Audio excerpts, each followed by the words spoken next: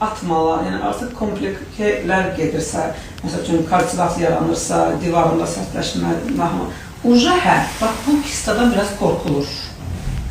Və elə də bizim də çox vaxt müəyyən bir faiz xəstəmiz var ki, məhz illərlə elə kista deyib dayanıb, indi məsəl üçün İraq sizdə xərçəngə keçən xəstələr var, sarkomaya məsəl ki, yəni kista deyə, yəni uzadıblar. Amma sadə banal kistalar heç vaxtı məmə kanserine keçməz.